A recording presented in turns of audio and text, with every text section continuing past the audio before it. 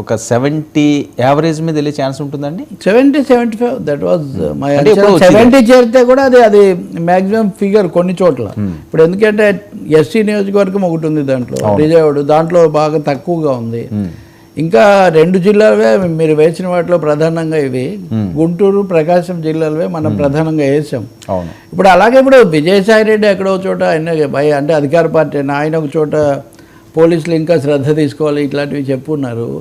ఇంకా వేరే వివిధ పార్టీల వాళ్ళు ఒకరని కూడా కాదు కానీ ఇంకా సరిపోలేదు. ఇప్పుడు కూడా మధ్యంతర సందేశం ఇప్పుడు ఒక రివ్యూ ఇస్తారు కదా మామూలుగా CEO, అది ఇచ్చినప్పుడు వేరే కూడా వచ్చినాయి sir. Giddalur 31, Kanigiri 31, Kavali 24, Atmakur 19, Kovur 34, Nellore city 35, Nellore rural 29, Sarvepalli 29, Gudur SC constitution మీరు చెప్పినట్లుగా అక్కడ తగ్గుముఖం పడుతుంది 23.5%. ఈ జోన్లోకి చూసుకొస్తుంది ఇదే నెల్లూరు, ప్రకాశం. నెక్స్ట్ విశాఖ విషయానికి వస్తే విశాఖ నార్త్ 23, విశాఖ వెస్ట్ 30, గాజువాక 28, ఒంగోలు 26, రాజంపేట 22, నంద్యాల 26, హిందూపురం 21.3, అలాగే తిరుపతి 22.1, చోడవరం 29. యావరేజ్ 25 యాక్చువల్గా చెప్పాలి. 25 బిలో 30 ఉంది సార్. వేరే కూడా చూద్దాం సార్. శృంగవరపుకోట 29, భీమిలి 29, ఏలూరు 23.89, మచిలీపట్నం 25.8, విజయవాడ 21.4, బాపట్ల 31, అలాగే Narasaraopet 23.2, Visakha east 29, Visakha south 22. Compare to మహానగరాల్లో చూసుకుంటే ఆంధ్రప్రదేశ్లో విశాఖపట్నం, సో ఇక్కడ తెలంగాణ, కానీ దీని మీద బెటర్గా అక్కడ కనిపిస్తుంది. Next Anakapalli sir. Anakapalli 24.6, Kakinada 26.4, Amalapuram 31.4, Rajahmundry 27.5, Narasapuram 28.2, Nellimarla 25, Gajapathinagaram 25, Nellimarla 2 సార్లు వచ్చింది రిపీట్ అయింది 25, విజయనగరం 28. కంపారిటివ్గా 28-26 ఇది ఇక్కడ ఎక్కువ ఉంది కొంచెం 25%. వేరే కూడా వచ్చినాయి sir. Tadikonda 27.5, Mangalagiri 24.5, Ponnur 27, Vemuru SC 32.5, Repalle 31.5, Tenali 23.5, Pattipadu SC 27.5, Guntur west 24, Guntur east 29. Okay. Next Chilakaluripet 23, Vinukonda 29, Sattenapalle 29, Gurajala 29, Chirala 28, Santhanuthalapadu SC 34, Kandukur 29, Kondapi SC 18, Markapuram 30. So polling అనేది యావరేజ్గా 30కి అటు ఇటుగా ఉంది. కొన్ని చోట్ల 25 కంటే తక్కువ ఉన్నవి కూడా సిగ్నిఫికెంట్గానే ఉన్నాయి. ఇది ఒక 70కి చేరడమే సరిపోతుంది.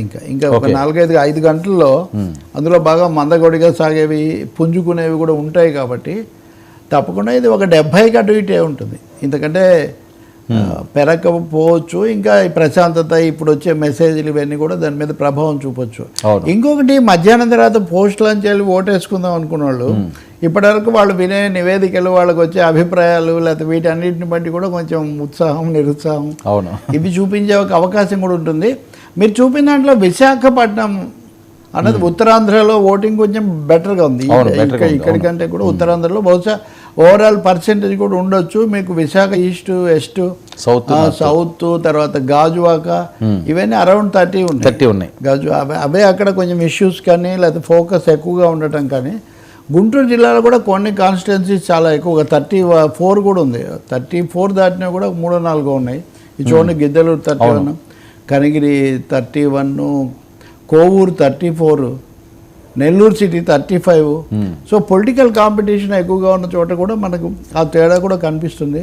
వీ హోప్ ఓవరాల్గా పర్సంటేజ్ నిజానికి రాయలసీమలో కొంచెం తక్కువగా ఉంది. అవును, అది ఇది నంద్యాల అక్కడ చూస్తే కనుక చూద్దాం. ఇంకా కంపేర్ ఒకటి ఉంది వర్మ, ఇప్పుడున్న ఎలక్షన్ కమిషన్ మీద ఉన్న ఒక ఫిర్యాదు ఏమంటే ఓటర్ల శాతం వెంటనే తేలేకపోతుంది సరిగ్గా.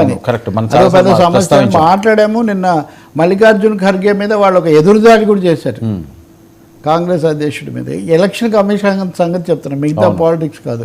అందులో పెద్ద విషయం ఏముంది? విషయం ఉంది. ఎంత ఓటింగ్ శాతం జరిగింది, అది ఎప్పుడు మాకు తెలిసింది. ఇప్పుడు మాకు 20 రోజులు అయిన తర్వాత ఇంత జరిగిందని మీరు చెప్తే వెంటనే చెప్పాలి కదా అవుట్కమ్. అది జరగట్లేదు.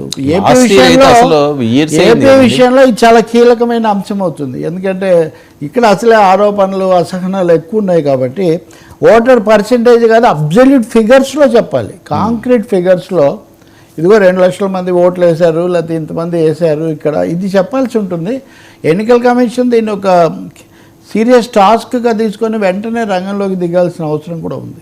సార్ రిజల్ట్కి ఇప్పుడు పోలింగ్కి చాలా టైం ఉంది.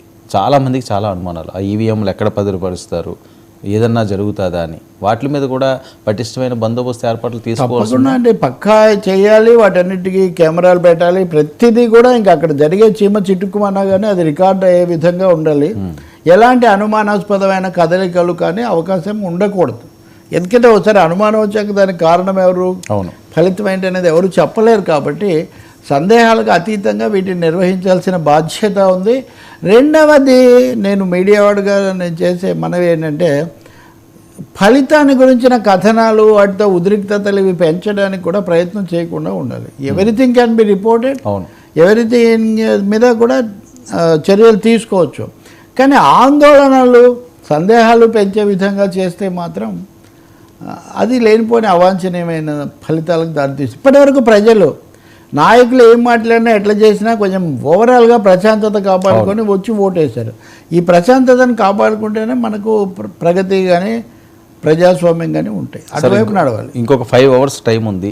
ఏమైనా ఓటర్స్కి, ఓట్లు వేయని వాళ్ళు, యువతకి మీరు ఇచ్చే మెసేజ్? మీరు తప్పకుండా వచ్చి ఓటు వేయండి. ఓటు మీకు నచ్చిన వాళ్ళకి వేయండి.